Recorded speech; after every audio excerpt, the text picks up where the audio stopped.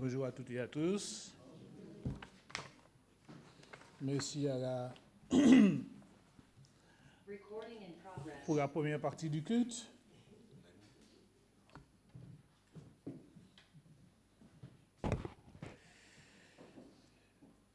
Je pose la question, comment vous allez ce matin? Bien, bien? Et vous ajoutez grâce à Dieu. J'ai posé la question autrement dimanche dernier, je ne sais plus quel dimanche, comment ça va? À quelqu'un qui m'a dit, ça c'est neutre, on ne dit pas comment ça va. J'ai réfléchi sur la question. Mais quand on dit comment tu vas, tu sais qui? À la question comment ça va ou comment tu vas, les réponses sont diverses. On peut dire bien, bien, très bien, bien avec la grâce de Dieu. Mais il y a pire, hein? Vous avez déjà observé? Comment ça va? Ou bien il y a juste des larmes qui apparaissent au niveau des yeux. Et ça veut tout dire. On a commencé ce culte ce matin sans même se consulter par saluer quelqu'un au nom de Jésus. Aux Antilles, quand on chante ce cantique, saluer quelqu'un au nom de Jésus, on s'embrasse. Mais souvent, vous observez, vous posez la question comment tu vas, mais vous avez vu quelqu'un d'autre passer, vous avez dit hey, j'ai besoin de te voir. Vous n'attendez pas la réponse de l'autre qui a besoin justement de vous dire ça ne va pas. Est-ce qu'on est assez honnête pour dire que ça ne va pas? Non frère, non sœur, ça ne va pas ce matin. J'ai envie qu'on prie avec moi. J'ai envie que tu m'écoutes. Vous comprenez ce que je dis? Et souvent dans nos familles, derrière les sourires que nous affichons, il se déroule beaucoup de drames. Et même dans nos foyers chrétiens. Et on est loin d'y penser parce que, bon, on n'a pas le temps de s'occuper de l'autre. Accueillez-vous les uns les autres, oui, mais chacun ses problèmes. Est-ce que je mens? Mais l'Éternel nous attire l'attention sur cette souffrance parfois silencieuse qui est là. Et elle existe partout, sous différentes formes. Peut être physique, morale, spirituelle, mais elle est là, profonde. Il n'y a pas plus grande souffrance que cette solitude que j'affiche et je ne dis rien, je viens, je repars, je prends, je repars, mais personne ne me voit.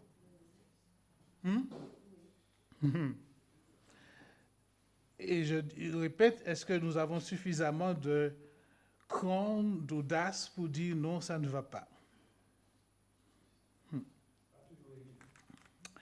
Je vous invite dans le deuxième livre des Rois, 2 Rois, c'est dans l'Ancien Testament, chapitre 4. Il y a une histoire bien connue, l'histoire de la Sunamite. Ne me demandez pas son prénom, ce n'est pas important. Autrement, le texte nous l'aurait dit.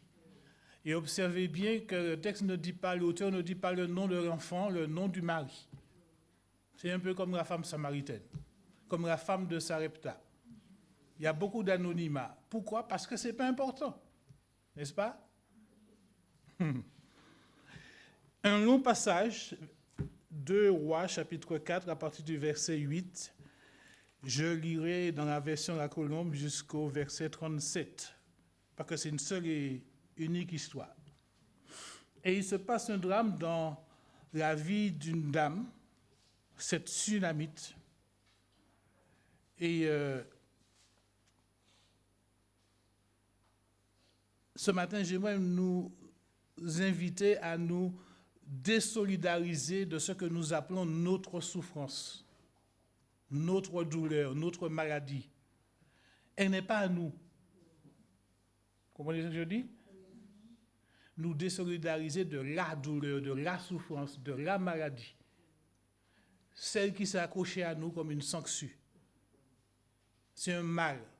Et beaucoup vivent un mal-être en pensant qu'à force de le caresser, cajoler, mais c'est à moi. Dépose. Se désolidariser pour se focaliser sur Dieu. Un jour, Élisée le prophète, on va voir plus tard, passait par Sunem. Il y avait là une femme de haut rang qui le pressa d'accepter à manger. Et c'est pas jeté sur lui comme ça, hein, il avait déjà observé, hein, comprenez bien. Et dès lors, toutes les fois qu'il passait par Sunem, il se retirait chez elle pour manger. La femme n'était pas seule. Hein. Verset 9, elle dit à son mari. Elle n'a pas pris la décision comme ça. Vous savez, ça se fait de nos jours, on dit, oh là là, elle cherche quelque chose. Hein. Ce n'est pas le cas. Vous allez voir, c'est une dame de haut rang, de haute condition, une femme respectueuse. Elle dit à son mari, voici, je sais que cet homme qui passe toujours chez nous est un saint homme de Dieu. Faisons une petite chambre haute en dur et mettons-y pour lui un lit, une table, un siège, un chandelier, afin qu'il s'y retire quand il viendra chez nous. Or, Élisée passait, il ne venait pas chez la dame, chez le couple, il passait. Mais maintenant, désormais, ça va être chez lui. Vous avez déjà invité du monde comme ça chez vous. Tu es chez toi et n'oublie pas que tu es chez moi.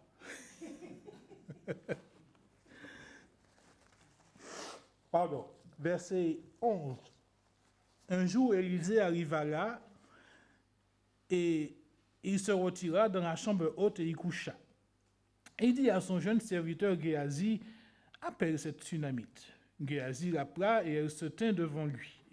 Élisée dit à Géasi, dis-lui, tu nous as montré tout cet empressement, mais que peut-on faire pour toi? Faut-il parler au roi, pour toi au roi, pardon, ou au chef de l'armée? Elle répondit, j'habite au milieu de mon peuple. Il dit alors, que faire pour elle? Géasi répondit, mais elle n'a point d'un fils, et son mari est vieux. Élisée dit, appelle-la. Géasi l'appela et elle se tint à la porte. Élisée lui dit, à cette même époque, l'année prochaine, tu embrasseras un fils. Elle dit alors, non, mon Seigneur, homme de Dieu, ne déçois pas ta servante. Cette femme devint enceinte, elle enfanta un fils à la même époque l'année suivante, comme Élisée le lui avait dit.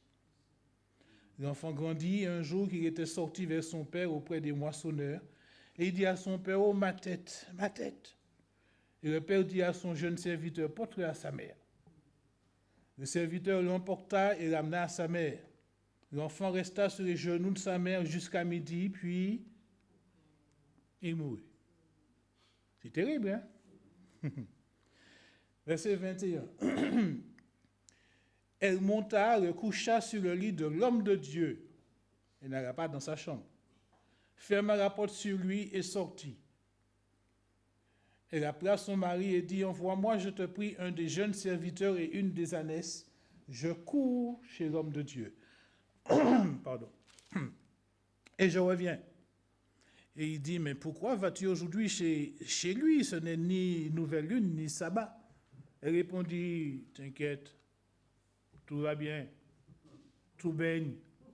Vous savez, quand on dit ça va, oui, ça va bien.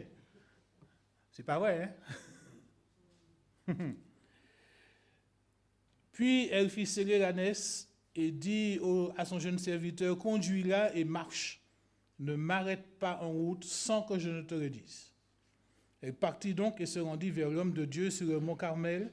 Et quand l'homme de Dieu l'aperçut de loin, il dit à son jeune serviteur Géasi, tiens, voici cette Sunamite. Maintenant, cours donc à sa rencontre et dis-lui, vas-tu bien? Tout va bien? Ton mari aussi va-t-il bien? Et l'enfant va-t-il bien? Elle répondit, bien. C'est un autre bien là. Hein? Parce qu'elle va dire autre chose plus tard. Dès qu'elle fut arrivée auprès de l'homme de Dieu sur la montagne, elle étreignit ses pieds et Géasi s'approcha pour la repousser, mais l'homme de Dieu lui dit, mais non, laisse-la, car son âme est dans l'amertume. Or, l'Éternel me l'a caché et ne m'en a pas averti. Alors elle dit, ai-je demandé un fils à mon Seigneur? N'ai-je pas dit, ne me trompe pas? Et ça, je suis gentil quand je le dis comme ça. Élisée dit à Géasi, mets une ceinture à tes reins, prends mon bâton dans ta main et pars. Si tu rencontres quelqu'un, ne le salue pas. Et si quelqu'un te salue, ne lui réponds pas. Tu mettras mon bâton sur le visage du petit garçon. La mère du petit garçon dit, l'Éternel est vivant. Et ton âme est vivante. Je ne te quitterai pas. Alors il se leva et la suivit. Géasi les avait devancés et il avait mis le bâton sur le visage du petit garçon, mais il n'y eut ni voix, ni signe d'attention.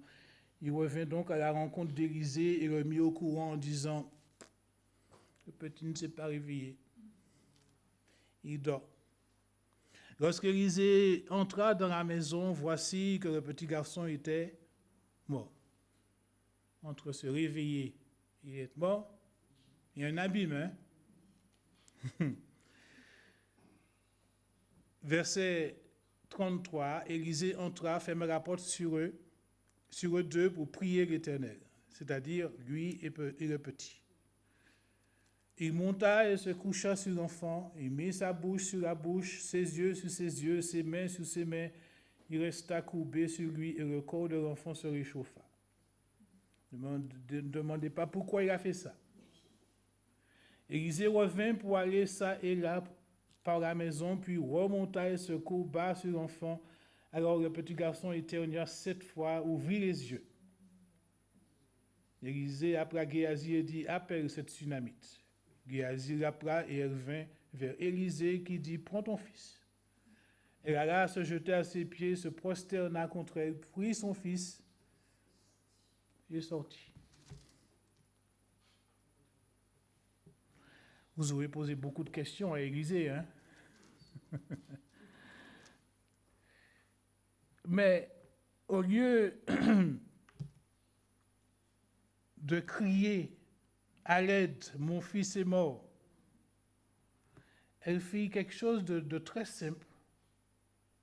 Elle mit l'enfant sur la couche d'Élisée et partit. Il faut peut-être replacer l'histoire dans son contexte. Nous sommes au IXe siècle, du temps des rois, Juda, d'Israël, au lendemain du schisme, après le roi Salomon. Vous suivez, vous connaissez un petit peu l'histoire. Et au nord comme au sud, les rois se disputent. C'est la guerre. Ils se succèdent après des coups d'État. Et comme l'un des premiers rois d'Israël, Jéroboam, avait établi d'autres sanctuaires, donc l'idolâtrie s'est installée. Et au fur et à mesure, l'idolâtrie a pris son ancrage et le peuple vivait une période difficile, à la fois de sécheresse spirituelle et puis de sécheresse tout court, conséquence de leur désobéissance.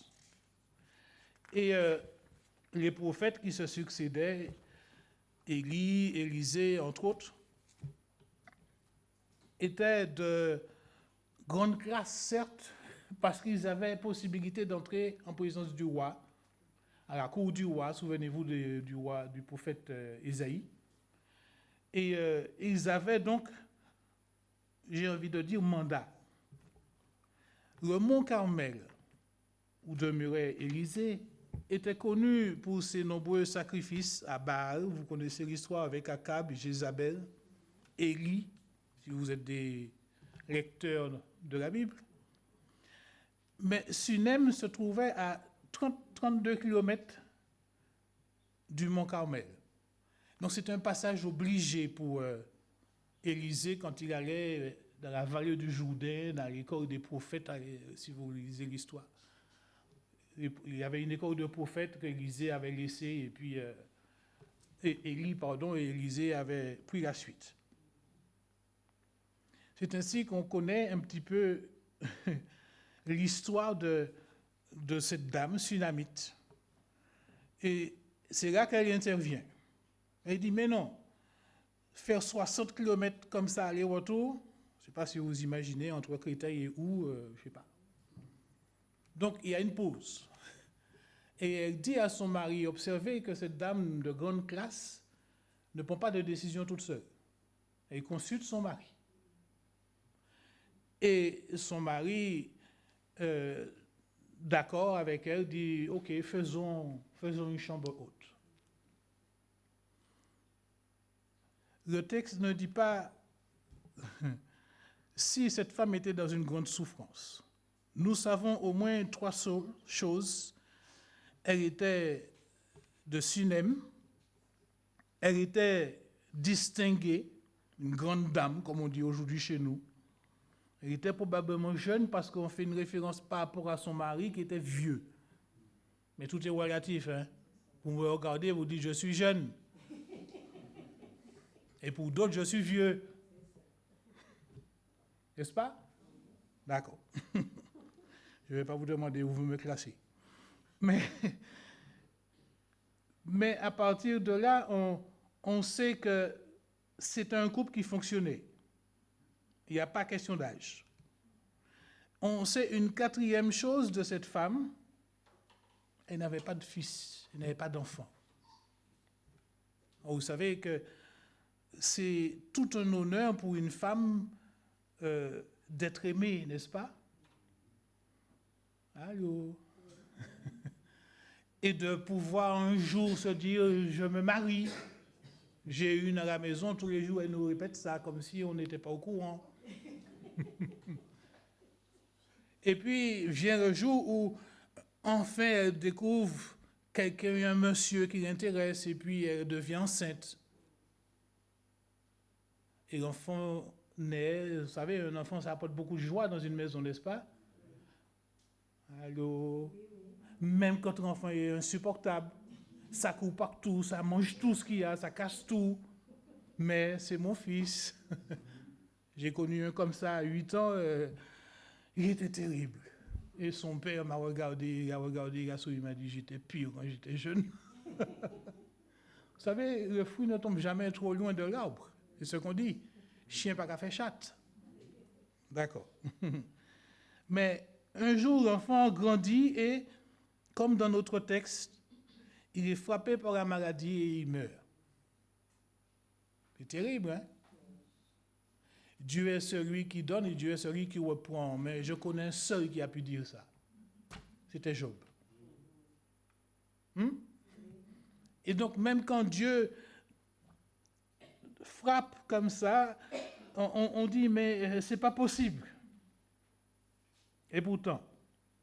Mais vous savez qu'il y a pire souffrance, c'est quand la femme est la seule à porter le fardeau, bien que son mari soit présent. Il n'y a pas pire souffrance. Hein? Autant ne pas avoir un mari à la maison. Hein? Je ne suis pas en train d'assassiner les hommes, hein, parce qu'il y a... il y a des hommes qui sont forts et qui sont présents. Mais la souffrance chez la femme, elle est difficilement perceptible. Et même si son mari était vieux, c'est pourquoi je veux laisser le verset 19 pour le groupe d'hommes pour le mois prochain, quand on va étudier la parentalité. L'enfant dit, je suis malade, j'ai mal à la tête, il dit, emmène pour sa mère. Donc ça veut dire que la mère est médecin, elle est missionnaire, elle est femme de ménage, elle est passeuse, elle est tout ce que vous voulez. Allô? Et l'homme dit, ah, mais c'est ton travail. C'est le travail de la maman ou le travail des deux? Il n'y a pas d'homme ici. Défendez-vous, les gars. Mais dans la vie, on dit, ça va aller, ça ira mieux demain, et puis il y a pire. C'est pas vrai? Mais oui, il y a pire. Mais ça coûte cher, hein, pour que ça aille mieux. Parce qu'il faut débourser. Et dans la vie de chacun de nous, nous avons des méthodes et nous voulons nous focaliser sur ça pour dire j'ai l'habitude. On ne peut pas tout comparer dans la vie. Ce que tu as vécu, ce n'est pas forcément ce que je vis. Et nous aimons faire des comparaisons. Je sais. Il n'y a pas un milieu où il n'y a pas beaucoup de médecins, sinon autour de nous, quand on dit j'ai mal là, ah, je sais, prends ci, prends ça, prends ci, prends ça. Je suis arrivé au travail cette semaine et il y avait un collègue, là, il me dit, ah, j'ai mal à la tête parce que je me suis baissé là pour regarder mon portable et je me suis levé et j'ai mal à la tête. J'ai dit, bon, eh bien, ressaisis-toi, respire profondément. Il m'a dit, si c'était chez moi, on m'aurait déjà dit, c'est l'attention, prends ceci, prends cela. Il dit, mais oui. Mais ce n'est pas l'attention, tu n'as pas l'attention, parce qu'il rigole, il est plié en deux parce qu'il me dit, il y a plein trop de médecins chez moi. Ah, vous avez connu ça, si vous avez eu un enfant malade. Les versets 8 à 10 mettent en évidence deux dons particuliers qui nous manquent terriblement dans notre vie de tous les jours. Qu'est-ce que Dieu a montré à cette femme chez l'homme de Dieu? Elle ne savait pas que c'était un homme de Dieu. Qu'est-ce que Dieu montre aux hommes chez nous, de voir chez nous? Vous ne savez pas. Tant que l'autre n'a pas dit, n'est-ce pas? J'ai le témoignage d'un frère, une fois, il m'a dit, avant tout le monde m'appelait vagabond, voyou, jusqu'au jour où on lui a dit, t'as changé, t'es plus le même. Et là, il avait fondu en larmes. On ne lui avait jamais dit ça. Donc, qu'est-ce que Dieu veut que l'autre à côté voit chez toi? Et qu'est-ce que Dieu lui permet de voir chez toi? Et cet esprit de discernement n'est pas donné à tous. C'est un don. Et Dieu veut que nous cherchions tous les dons, n'est-ce pas? Nous n'aurons pas tous les dons, mais je rappelle ici qu'un don, c'est fait pour utilité commune. Et quand j'ai un don, je m'empresse de m'enorgueillir. Attention, l'intuition, l'impression, ce n'est pas le discernement.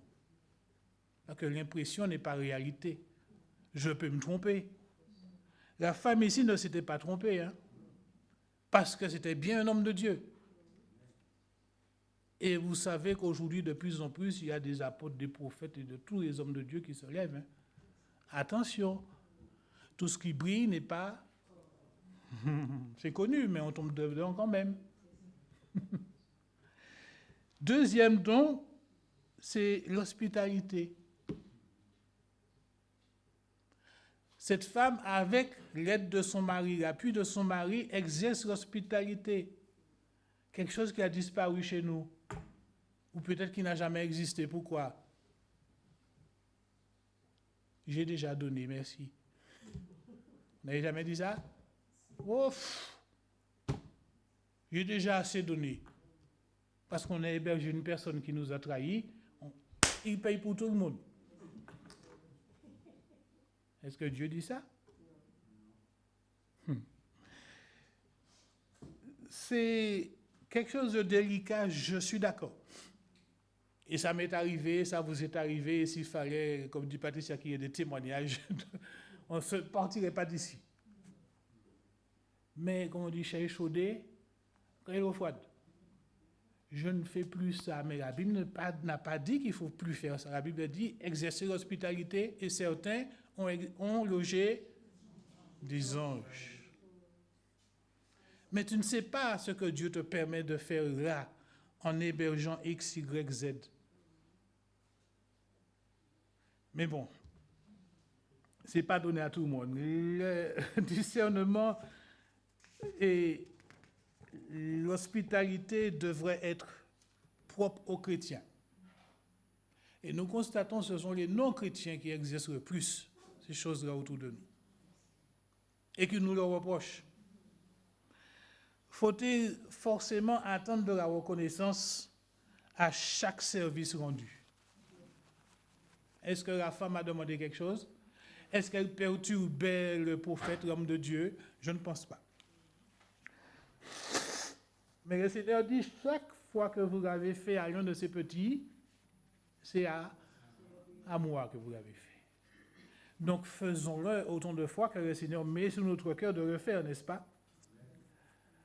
1 Pierre, chapitre 4, versets 9 et 10. Je ne sais pas si je l'ai donné. 1 Pierre, chapitre 4, versets 9 et 10.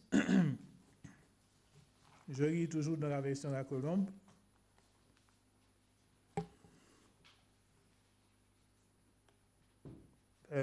Exercer l'hospitalité les uns envers les autres sans murmurer. Et verset 10, puisque chacun a reçu un don, à nous de découvrir notre don, n'est-ce pas? Mettez ce don au service des autres en bon intendant de la grâce si diverse de Dieu. Chacun a reçu un don. Mais si tu ne sais pas quel don, prie le Seigneur, il va te le révéler. N'est-ce pas? Parenthèse fermée. Une autre question se pose à ce stade. Qu'est-ce que Dieu a permis à cette femme de voir chez Élisée au point que cette femme dit à son mari, il faut qu'on fasse quelque chose pour lui. Le mari aurait pu s'y opposer. Mais c'est que cette femme a suffisamment de conviction ou bien Dieu a convaincu aussi le mari. Les deux marchent ensemble. Et Dieu sait comment il peut toucher le cœur des uns et des autres pour ses serviteurs et servantes que nous sommes. Est-ce que Élisée avait discerné chez la femme une souffrance? On ne sait pas, le texte ne le dit pas. Néanmoins, peut-être en guise de reconnaissance, il dit, qu'est-ce qu'on peut faire pour elle? Cette femme n'est pas ambitieuse. Elle dit, je vis au milieu de mon peuple. Ça veut dire quoi? Tout le monde ici me connaît, je connais tout le monde, je n'ai besoin de rien. Ça peut vouloir dire ça. En même temps, ça peut vouloir dire, tu es prophète, tu es homme de Dieu, tu vas vouloir me dire quelque chose. J'ai déjà prié, ça va.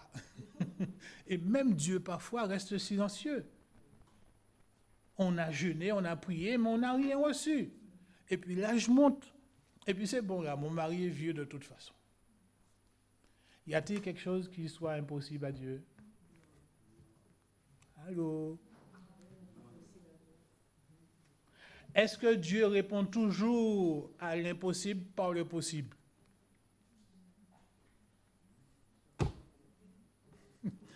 Si nous nous mettons sous un joug étranger, comptez pas sur Dieu,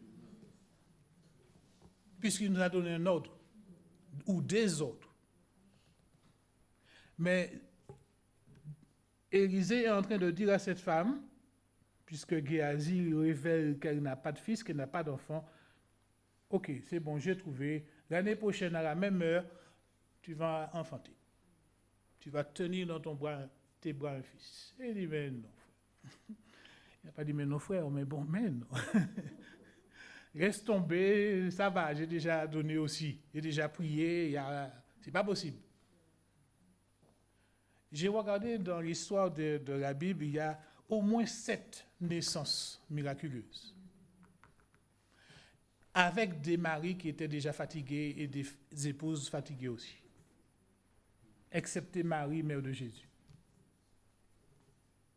Donc, c'est possible avec Dieu, n'est-ce pas?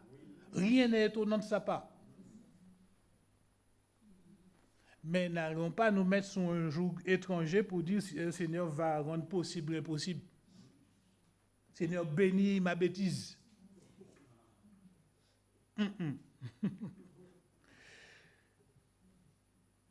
Dieu nous aide à comprendre ici que la femme ne s'était pas focalisée sur sa situation, sur sa souffrance.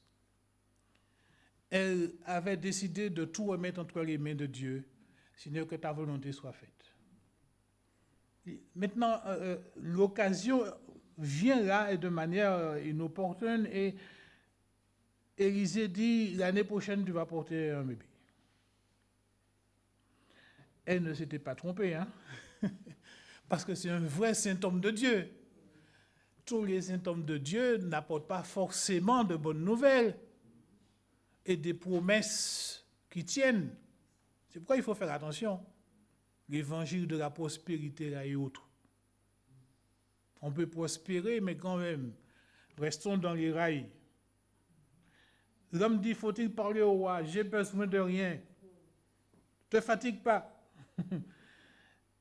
Elle ne parle pas de sa souffrance intérieure. Ce n'est pas facile, mes amis, de parler de sa souffrance intérieure. À qui? Et qu'est-ce qu'il pourra faire? J'ai déjà parlé à X, Y et c'est bon. J'ai été mis sur le journal de l'église, c'est bon. Vous connaissez ça? Des réponses comme ça. Maintenant, je garde mes affaires. Ce sont mes affaires. Non, ce n'est pas tes affaires. Dépose-le parce que tu es dans une famille, tu es dans une communauté et Dieu nous invite à porter les fardeaux les uns les autres. En principe. Allô? Ah oui, je vois votre silence, ça dit long. Hein? J'ai déjà dit, j'ai déjà donné. J'ai déjà jeûné, ça va. Dieu même ne répond pas. Mais on dit tout va bien. Tout va bien, merci, avec la grâce de Dieu. Tout va pas bien. Tout n'allait pas forcément chez cette Sunamite. Et Sarah avait ri, vous vous souvenez? Les parents de Samson ont dit, et on veut un signe. On veut un deuxième signe, comme quoi ce que tu dirais est vrai. Et Zacharie, il a fallu que l'ange de l'Éternel lui... C'est pas simple. Et la foi comporte une notion de doute. Pas vrai? C'est quand on est couché sur un lit. On se dit, qu'est-ce que j'ai? Est-ce que j'ai un cancer? Est-ce que je vais être guéri? Est-ce que Dieu entend mes prières? Est-ce que... Et on vient à douter. Parce qu'on ne sait pas ce qu'on a. Les médecins ne savent pas ce que tu as. Et pour revenir à cet enfant, son père ne sait pas ce qu'il a. Il restait à peine 1 heure, donc ce n'est pas une insolation. Vous savez, j'ai failli perdre ma fille aînée comme ça. Hein? Je l'ai récupérée de la crèche, elle avait 3-4 mois. Je l'ai couchée par terre, elle reste là, elle dort parce qu'elle dormait. Et quand ma femme est rentrée, elle m'a dit, mais t'as pas vu que l'enfant a la fièvre? J'ai dit, mais non, il fait chaud. L'enfant faisait une déshydratation. 48 heures à l'hôpital, et puis on l'a réhydraté, et puis elle est en vie aujourd'hui. Mais elle aurait pu passer. Je disais ce matin, derrière un homme, il faut toujours une femme. Eh bien, je n'ai pas entendu l'amen. Mais c'est vrai. Les hommes ne voient pas ce que les femmes voient. Et vice-versa.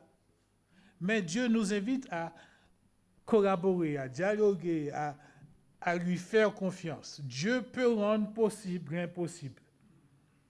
Attention. Mais nous devons faire attention à tout ce qui bouge autour de nous et tout ce qu'on nous propose. Revenons au texte. La Sunamite, en proie à une douleur profonde, ne laisse rien paraître à l'homme de Dieu. N'est-ce pas? Elle fait preuve, je dirais, d'une foi exceptionnelle, assortie d'une paix, je dirais, surnaturelle. Elle contrôle la chose. Et j'ai envie de dire, à ce stade, souvent dans des situations difficiles, les femmes sont plus fortes que les hommes.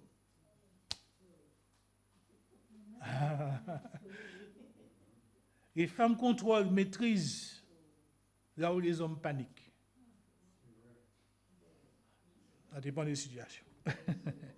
Mais elle ne dit rien autour d'elle, pas plus qu'à son vieux mari, parce qu'elle a eu 2 cas sur le dos. Mais oui. Mais elle dit, t'inquiète, tout va bien. Elle veut le protéger. Et Philippiens chapitre 4, versets 6 et 7, vous connaissez par cœur, dit, ne vous inquiétez de rien. N'est-ce pas? Et la paix de Dieu qui surpasse toute intelligence gardera vos cœurs et vos pensées en Jésus-Christ. La paix de Dieu. Dieu a donné la paix à cette femme. Elle contrôle la situation. Jusqu'à un certain moment, on contrôle avant de craquer. Parce que face à la mort, vous savez, il y a plusieurs stades. On dit qu'il y a 5 stades elle n'est pas dans le déni. Mais elle est dans une phase où elle se dit, Dieu va faire. Parce qu'elle croit en ce Dieu-là. Et nous devons arriver à ce stade où Dieu veut mettre en nous ce grain de foi qui dit à cette montagne, déplace-toi. Qui dit au doute, qui dit à la peur, écarte-toi. Elle ne dit rien autour d'elle et elle s'en va. Vous savez, dans les situations difficiles, même quand on se retrouve seul, Dieu n'est jamais trop loin. Il est toujours là, à côté de nous. Je suis le même hier, aujourd'hui, parce que Dieu sait, Dieu voit et Dieu entend. N'oubliez pas ces trois choses-là. Dieu sait, il voit, il entend. N'est-ce pas?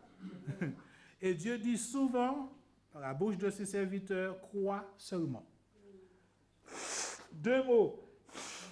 Crois seulement. Deux mots qu'on retrouve dans l'Ancien Testament et dans le Nouveau Testament. Tout va bien. Et même l'homme de Dieu ne l'avait pas vu venir. Tout n'allait pas forcément bien. Et l'amertume contenue chez la Sunamite se transforme en colère quand elle arrive devant Élisée. Là, elle explose. Parce que je t'avais rien demandé. N'est-ce pas? Je t'avais bien dit. Je t'avais même supplié, je ne veux pas. Ne me fais pas de la peine. Et voilà le résultat. Un homme averti, je ne sais pas pour combien une femme. Mais la femme éclate, elle laisse éclater plutôt sa colère. Et puis au dépourvu, Élisée, je ne vais pas m'arrêter à tout ce qui est dit dans le texte, on n'aura pas le temps. Mais Élisée dit à son marathonien là, Géasi, parce qu'il aimait courir, prends mon bâton et dépêche-toi, fais les 30 km là. Et pose mon bâton sur le visage de l'enfant et ne salue personne en chemin. Vous savez, nos salutations là, c'est pas tchoup-tchoup et puis non, il faut demander des nouvelles du mari, de l'enfant, du chien, du chat. Ça prend 30 minutes. Et s'il rencontre 10 personnes en chemin. Mais il dit, ne salue personne en chemin. Et on voit la déception plus tard chez Géasi. Ah, il aurait été trop content, Géasi, s'il avait, avec le bâton, réussi. Et c'est là que je dis souvent que l'orgueil monte chez nous. J'ai tel don, ou telle personne a tel don, va le voir. Il va prier pour toi, ça va marcher. Ça peut marcher là et ça ne marche pas là. Pourquoi? Parce que Dieu n'a pas qu'une manière de procéder. Ce n'est ni celui qui court, ni celui qui veut, mais c'est Dieu. Dieu n'a pas qu'une manière de fonctionner. Il est Dieu. Il n'a eu besoin de rien pour créer la terre et les cieux au départ. Ex nihilo, Dieu, à partir de rien, a tout créé. Donc vous pensez bien qu'il n'a pas besoin d'un bâton pour faire revenir à la vie. Jésus a juste dit à Lazare, Lazare sort. Heureusement qu'il avait dit Lazare, autrement il aurait vidé le cimetière. Dieu n'a pas qu'une manière de fonctionner et nous devons prendre conscience de ça. Ce n'est pas parce que là tu as été guéri que je serai guéri pareil. Si Dieu veut que tu meurs, tu mourras. Mes amis, ce que je vous dis là, je suis passé par là. Dieu dit, ne t'ai-je pas dit, si tu crois, tu verras la gloire de Dieu. J'ai vu mon épouse mourir en 1 mois et demi, frappée par un virus. On a prié, on a jeûné, on a fait onction d'huile, chimio, tout ce que vous voulez, elle est partie. Et Dieu nous invite à croire et à rester fermement attachés. La Sunamite n'a pas changé de vision quant à l'homme de Dieu. Tu es bien l'homme de Dieu et à moins que tu ne viennes avec moi, je ne bouge pas d'ici. Ça vous rappelle quelqu'un? Jacob. Jacob, dans sa lutte avec l'Éternel, dit, si tu ne me bénis pas, je ne te lâche pas. Et parfois, la prière persévérante, persécutante, c'est ça. Dire, Seigneur, je veux. tout en restant calme et respectueux, bien sûr. Mais le Seigneur Dieu est grand, il est victorieux. Et Élisée, obligé de se déplacer, arrive sur les lieux du drame, fait sortir tout le monde. Et je mis en parenthèse, heureusement qu'il avait fait sortir tout le monde, hein, parce qu'on l'aurait traité de pédophile. Hein. Oui? Qu'est-ce qu'il fait? Il met la bouche sur la bouche de l'enfant, les yeux, qu'est-ce que c'est que ça? C'est quoi cet homme? Ne me demandez pas d'explication, je ne sais pas. Mais Dieu fonctionne comme il veut.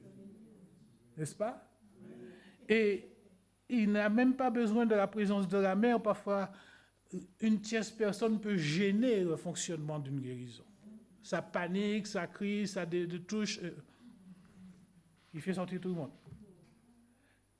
Et avec l'aide du Seigneur, l'enfant éternue 7 fois, ne demandez pas non plus pourquoi, et l'enfant revient à la vie. Vous avez observé que la fin de l'histoire se termine bizarrement, de manière abrupte. Élisée remet à la femme son fils, elle sortit. Pas de place ici pour le deuil, pour les cris, pour la joie, parce qu'il ne s'était rien passé. Elle n'avait pas crié à l'aide au départ. Je ne vois pas pourquoi il va crier et ressusciter à l'arrivée. Vous me suivez? Alors, que retirer de cette histoire? Si tu traverses un moment difficile que tu trouves long, ne doute pas, crois seulement. Crois que Dieu est capable de te libérer, de te délivrer. Regarde à Jésus, dis-lui tout. Et il peut faire au-delà de ce que tu peux imaginer. C'est ce que la Bible dit, n'est-ce pas? Je ne vous apprends rien. La Bible dit, il est bon de chercher l'Éternel. Cherchez l'Éternel, cherchez ma face. Et singulièrement lorsque tu traverses la vallée du Baca, la vallée des pleurs, la vallée de la souffrance, l'Éternel est là aussi. Souvenez-vous d'Agar. Agar, qu'est-ce que tu fais là? Il y a de l'eau là. Tout est à portée de main. Troisièmement, nous devons apprendre à nous désolidariser du mal ou de la souffrance qui nous accable au quotidien pour porter nos regards sur le rocher, Christ. C'est de là que nous avons été taillés. Ésaïe 51. Porte le regard sur le rocher. Ne quitte pas Jésus du regard. C'est lui le chef de la foi. Et il dit, crois seulement et tu verras. Quatrièmement, prions que Dieu nous donne l'esprit de discernement, bien-aimés, pour voir, pour comprendre, afin d'aider, accompagner nos bien-aimés en difficulté. Prions que Dieu nous donne l'esprit d'hospitalité, le don de l'hospitalité, nous ne savons pas. Hébreux chapitre 13, verset 2, cinquièmement dit, n'oubliez pas l'hospitalité. Hébreux 13, verset 2. Quelques-uns, en l'exerçant, ont logé des anges. Qui sait si un jour tu n'as pas logé un ange? Qui sait si un jour tu ne vas pas loger un ange? Dieu est capable de nous surprendre parce qu'il est le même, il n'a pas changé et il ne changera pas. Je peux changer. J'ai déjà changé. Je changerai peut-être encore. Mais Dieu ne change pas. Prions que Dieu nous aide à grandir et à développer, laisser Dieu développer notre foi, consolider notre foi, parce qu'on n'a pas besoin d'une grande foi, d'une grosse foi, comme un grain de sénévé, qui nous rassure, qui nous porte et qui nous transporte au-delà même des montagnes, parce que Dieu ne peut nous tenter au-delà de nos forces. Amen. Amen. Dieu nous aide.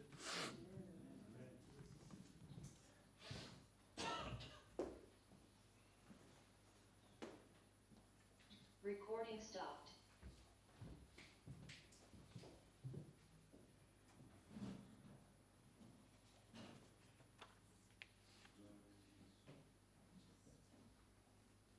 Non pas à nous, ô Éternel, non pas à nous, mais à toi seul la gloire pour ton amour et ta fidélité.